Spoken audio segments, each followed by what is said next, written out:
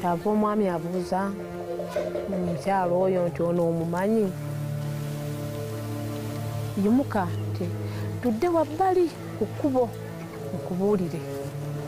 Kyava tudda wabbali n'agamba kituufu gye nava nali nazaalayo abaana 6 nendekayo omwana omuto nga wa nnaku 3 n'abakulu ne mbalekayo.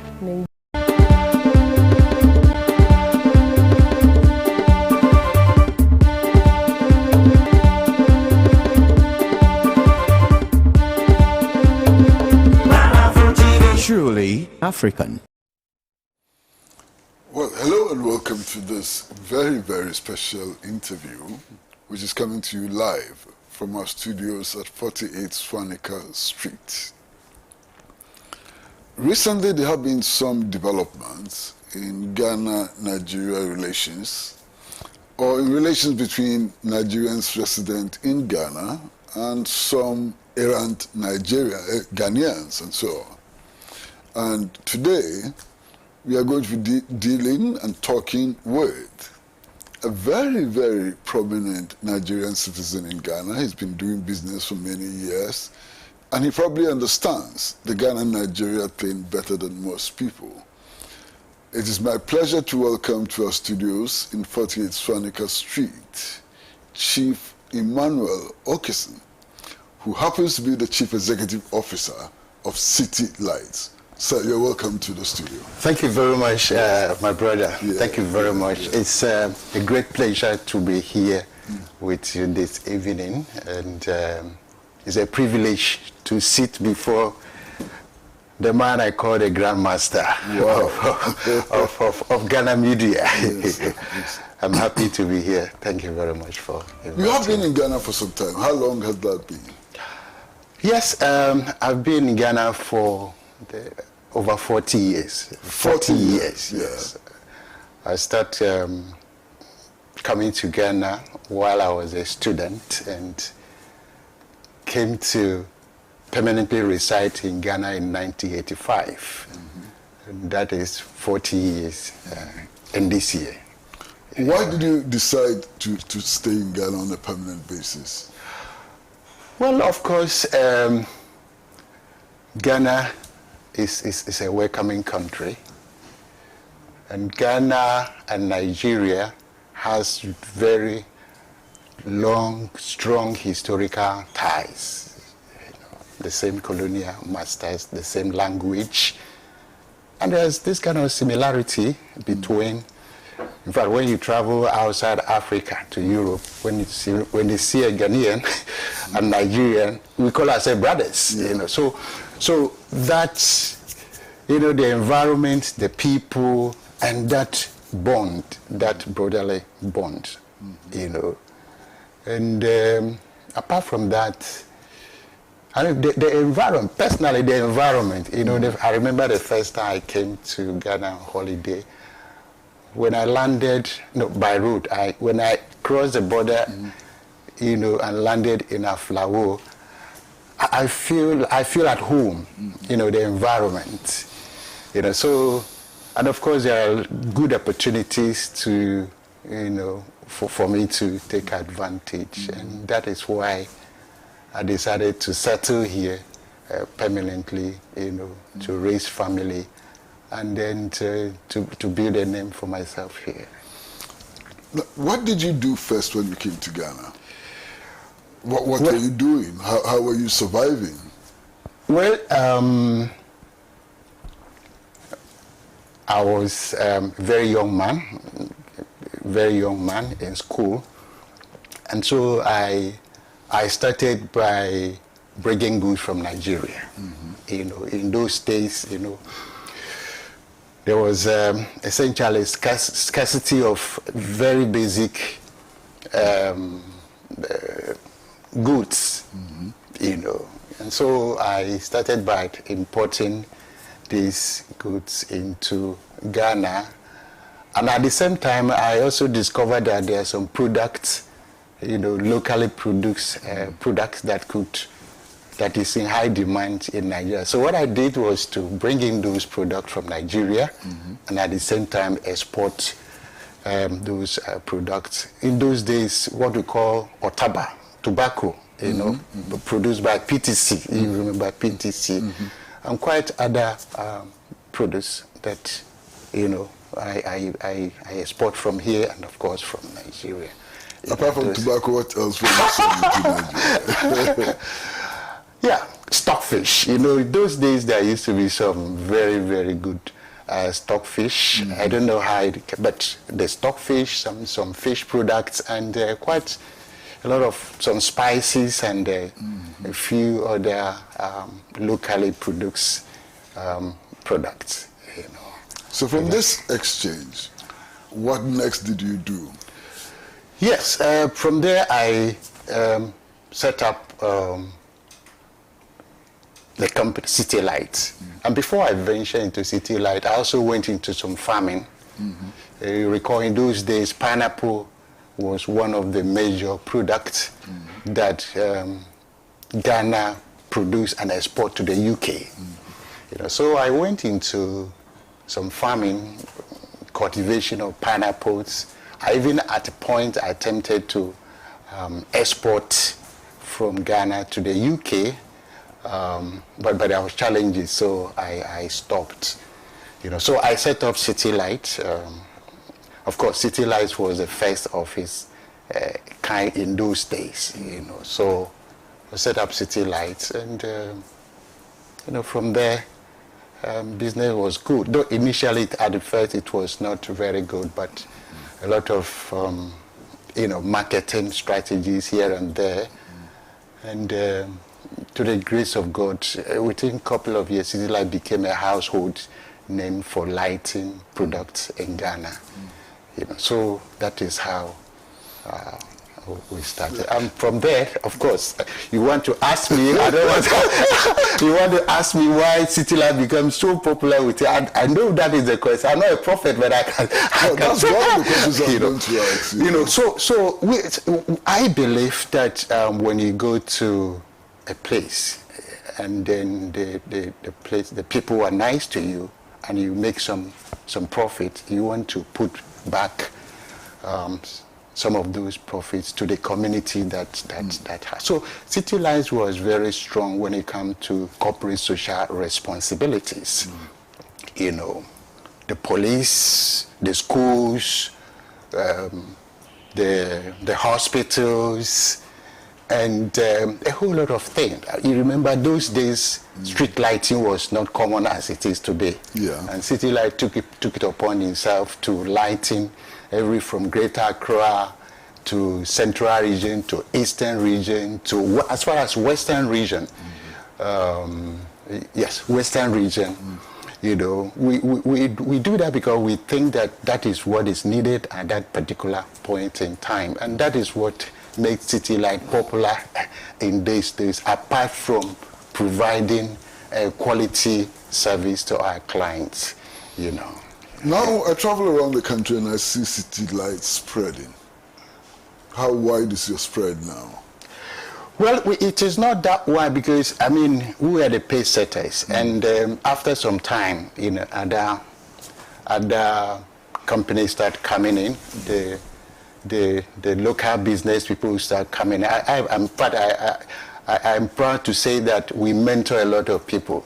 Some of our former employees who wanted to, you know, who wants to set up lighting company to help them to set up. So it's not only City Light you see, but most of those lighting companies has one relationship with City Light, have some connection with City Light, because some of them we help them to set up in trying to empower, in our attempt to empower local people, you know. So we're in Accra, but we have agents all around the country. But even in Accra, you're no longer just in the Kwame Nkrumah Circle area. I've seen you in East Legon. Yes, but if we have decided to expand ourselves, we will have been all over the region. But we thought it is better to just remain in Accra and allow people, people who have trained our ex-employees to set up and manage their own businesses in the regions. I think in this way, we're able to also empower them and help them to also to grow. But we think having our head office in Accra help us to manage and of course leverage the social media also. Now, you've been in Ghana for 40 years. Have you ever been discriminated against? Have you felt uncomfortable? Have you felt that you are being treated differently? That is a very important question. Thank you very much for, like I said, Ghanaian are wonderful people. And yes, at a point in time, yes, when it has to do with business, competition here and there, once in a while they will say, oh, this Nigerian man. But it is on a lighter, it is not taken to heart. Like, there's this healthy rivalry between Ghana and Nigeria, the Nigerian jollof, the food. Those are all healthy rivalries among brothers and sisters, etc. But it is not taken to the extent of, coming very strongly. I personally haven't experienced that. But, yes, some comment like that, but sometimes we laugh it, we laugh it, we laugh it off. So I cannot recall a situation where I've been targeted per se because I'm a Nigerian. Maybe that because of how I carry myself, how I try to get myself, infused into the society and or maybe how I try to carry myself, exactly. Maybe perhaps. But unfortunately, I think there are some of us people who have become so loud and so, the Nigerian, maybe perhaps, but personally, I don't think I have found myself in a situation where my Ghanaian brothers or sisters have aggressively come to me. I cannot recall, But the situation appears to be changing now. Don't you see that? Absolutely. In fact, Uncle Kwesi, I see this coming as far back as 2011, 2012. By then I became the chairman of the board of trustees chairman of all Nigerian community in Ghana, and I also happen to be the patron of Igbo community in Ghana. I also happen to be the grand patron of National Association of Nigerian Students in Ghana, among other organizations. So a lot of responsibility was placed on me, but so I saw it coming. When you begin to see people migrating or moving in drones to a particular community or a particular country, as the good ones are going, you also have some miscreant going with them. So when I saw this, I went to the ambassador by then. I said, look, Ambassador, there's a need for us to organize ourselves properly as Nigerians. Initially, it was challenging because they think that it is a work of the embassy to have a database of Nigerians. But by then, on record, they have about 5,000 Nigerians on their database. And I said, no, we have a lot of Nigerians here. So it is important that we as Nigerian community organize ourselves properly, have a database so that when people comes, we know who is who. So in a situation where we find some of them going off board, we'll be in a better position to pull them back, or even in what scenario, report them to the authority, because one person can bring a bad image to all of us. And so I saw this as far as 2012, and we started working on it. We worked tirelessly to build a database. There are a whole lot of things we did, but unfortunately, after some time, it became challenging, and we started having conflict, and a whole lot of things happened. I mean, the same bad notes, you know, infiltrated the organization and created factions and things. And after some time, I said, no, it's too much for me. So I decided to just take a back seat. And the same thing I try to prevent is what happens afterward. Just a very few bad notes entering into the system. Unfortunately, they are very loud ones, you know, and they're creating bad name for a lot of Nigerians. So yes, I saw it, and we tried to do so. We did our best, but it seems that we were not able to put in the necessary control by then, and that is what has brought us to what is happening lately. Sometimes you sit back and you watch, and you get the impression that the ethnic rivalries within Nigeria are being transported here. So you find people who say they are Yoruba and they are warning Ghanaians against Igbos. Igbos are bad people. You find people who are Hausa and they say, no, don't trust the Yoruba and so on. Do you have a sense of that? Well, Chris, Uncle Chris, let me tell you. You see, there's a unique thing about Nigeria. Nigeria is a very big country with many ethnic groups.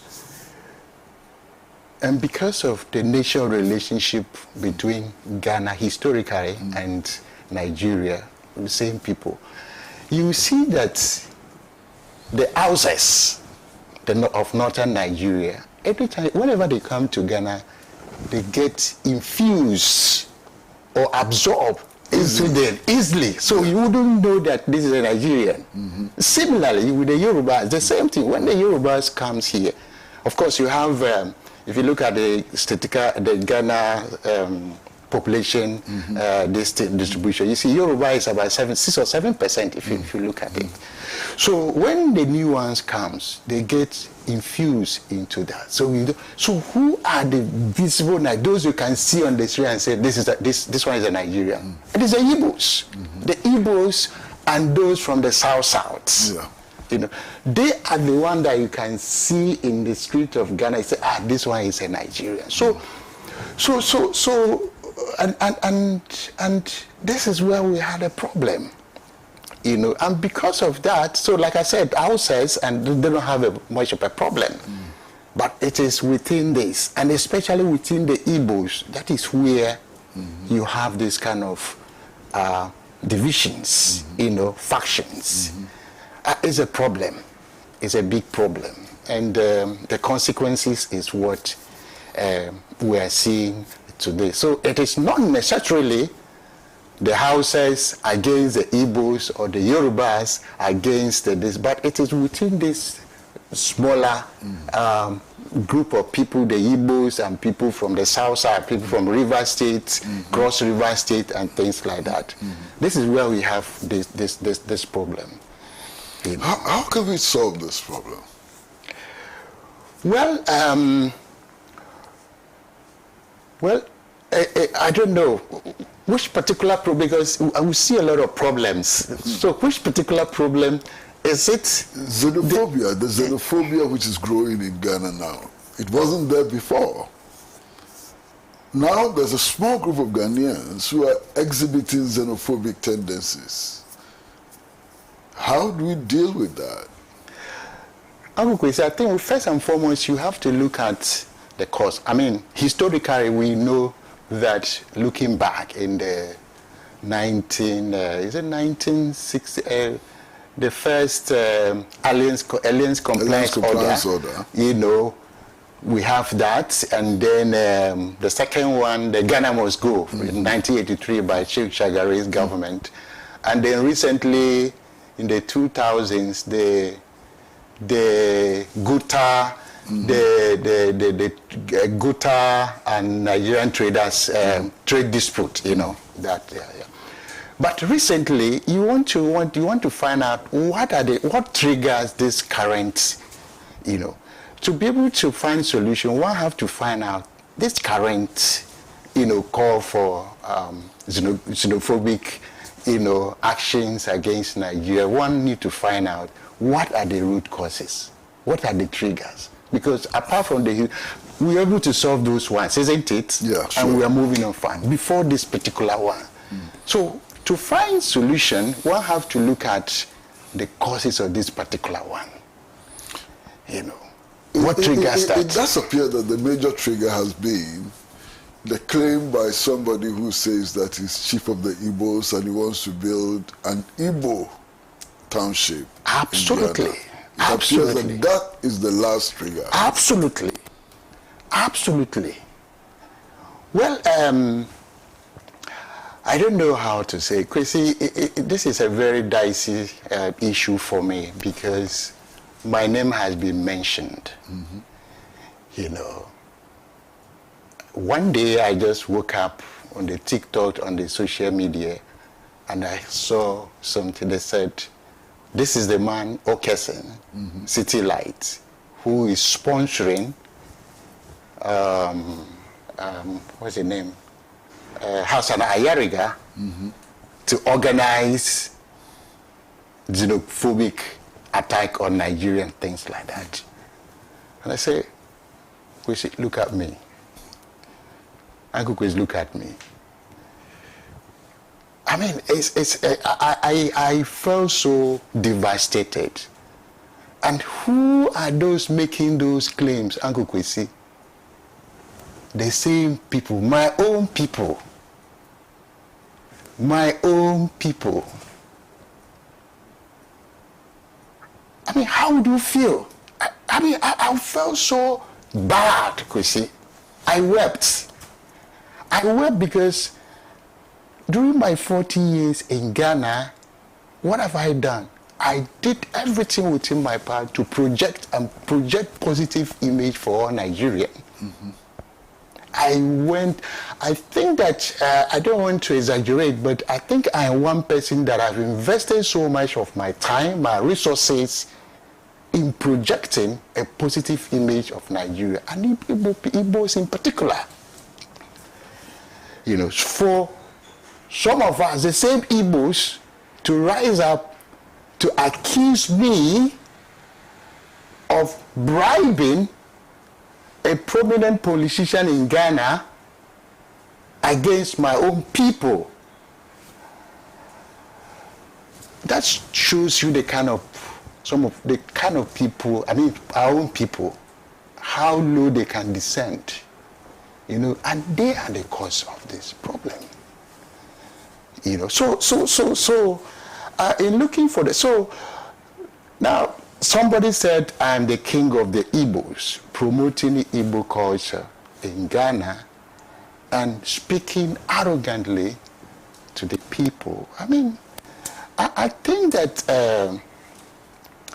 that it is not the best. Personally, if you ask me, it is not the very best approach. And I think that perhaps the people themselves, the authorities, especially the traditional authorities, I think it is our responsibility to go into this matter and address it very well. I don't think the government has anything to do with it. The government has said this is a purely traditional issue that the traditional authorities of Ghana ought to come out strongly and resolve the issue. Because Uncle Kwesi, if I'm in my community with my traditional authority, Gamanche for the Gans, and then Lamanche and then Otumfo, His Majesty Otumfo, and then somebody comes, a foreigner who has come to do business or whatever. It's good to promote our cultures, isn't it? Sure. But to come to make certain statements that suggest that he's coming to build a kingdom, in another man's, space, in another country, I think that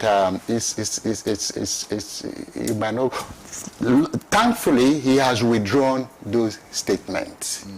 He said it was a very old statement he made, and he's apologized and things like that. That's very good, but I still think that he has to go far to dismantle because he must go beyond just a retraction of that, because those videos are still online. If you Google, you can see those information, they are there, and every day they are still, you know, putting out additional information that suggests that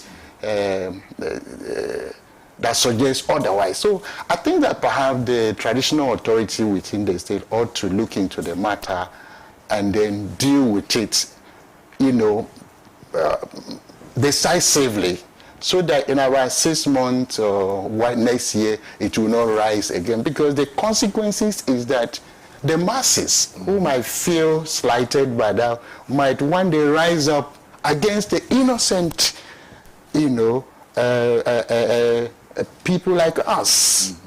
You know, it could turn into mob action, which we want to prevent. So I appeal to the chieftaincy, I mean the traditional authorities, to really come out and deal with this issue decisively. And I'm also happy that the Socialist movement of Ghana. Yes, the socialist movement of Ghana has come out strongly. I implore the organization to do more, and then I'm also happy that the GA Traditional Council had tried to disassociate themselves from, and then the National House of Chiefs also. But they should go beyond that. They should go beyond that, so that this issue is decisively dealt with, so it doesn't rise again. I mean, people are saying, I don't know how true it is, but people are insinuating that the person, the chief, the king, the so-called king, has set up a structure, you know, a structure, you know, a national structure. You know, in other words, they have chief of staff, they have I don't know, I didn't read that article very well, but it suggests that they have structures. They have also sub-chiefs. For instance, in Kasua, they have a sub-chief in Kasua. They have a sub-chief for Central Region. For all the 16 regions of Ghana, they have sub-chiefs, and even to the certain locality, they also have, you know, so it's like a structure that have been set up. And I think that that is not, because the Igbo community, for instance, also have administrative heads, you know, we call them the chairman of Igbo community in various. So if you have the Igbo community chairman, let's say in the northern region, and they also have the Eze Igbo in the northern region, and they are conflicted, their activities are conflicting with other. It's a recipe for chaos, and you know. So I appeal to the traditional authority to look into this matter and deal with it decisively, so that it doesn't degenerate into something that could create more problems for us, for Nigerians, and of course the masses.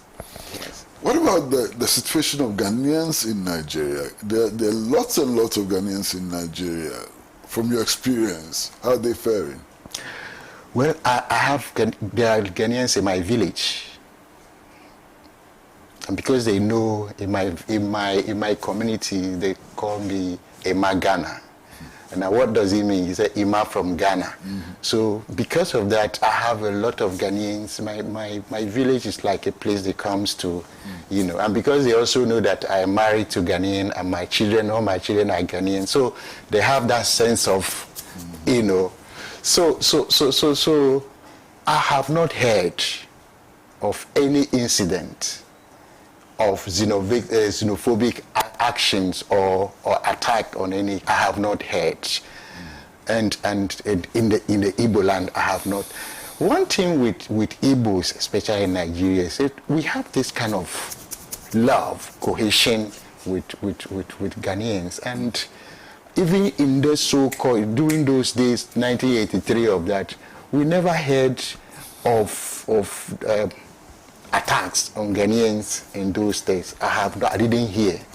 You know, maybe in other places, maybe there was some skirmishes, but from the Igbo people first, I didn't hear that. So there's no cause of alarm as far as those reprisal attacks in Nigeria. I have not heard anything like that, and I don't expect to hear.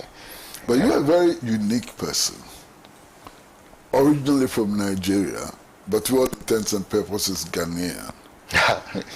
Don't you think that you have a very special role to play, you know, in this situation? You as an individual have a very special role to play, given your background, given the fact that your wife and children are Ghanaian, given the fact that you stayed here for 40 years and you still keep your connection with Nigeria. Don't you have a very special role to play? Kwesi, Uncle Kwesi, I do a lot, but it is in the back. I like to play. I like to work behind the scenes. That is how I achieve results. Go to the right people, speak to them, you know. Whatever you need to do it behind the scene. It is only when it has become very, very essential that I appear today, like today. In fact, I came because I couldn't refuse to come here, you know. Otherwise, I would have wished that somebody else. In fact, I spoke to the chairman of Igbo community to come.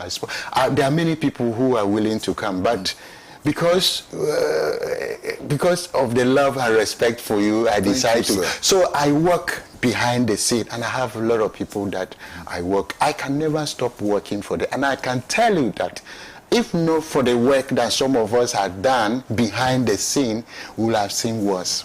I've gone to Nigeria.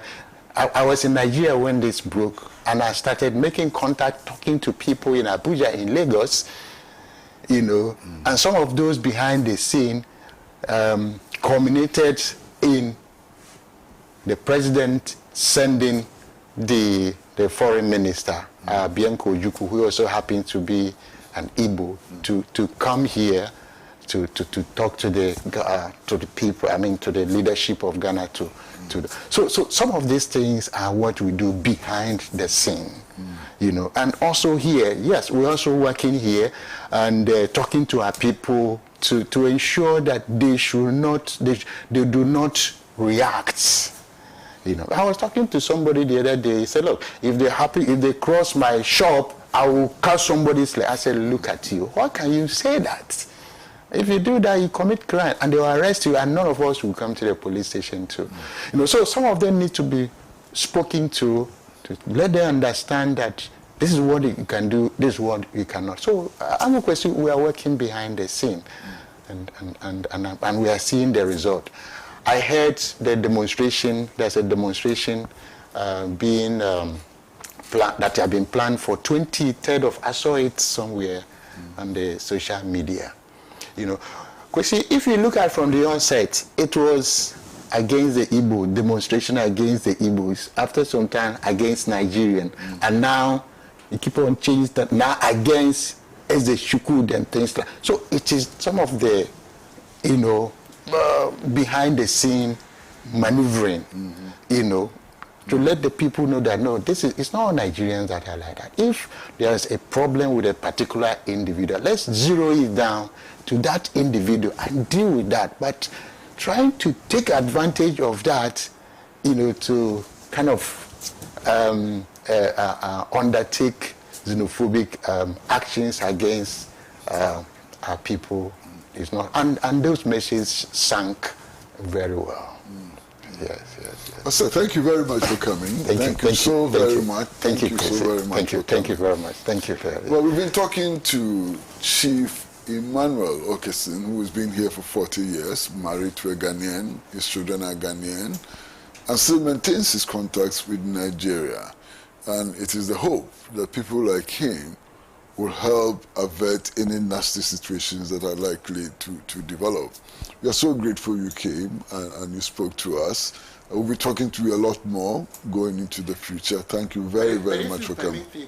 I would want to use this huge platform to convey my sincere, heartfelt condolence to the the President of Ghana, not only on my behalf, but on behalf of Igbo community and the all Nigerian community as well, to the President of Ghana and the NDC and the entire people of Ghana on this the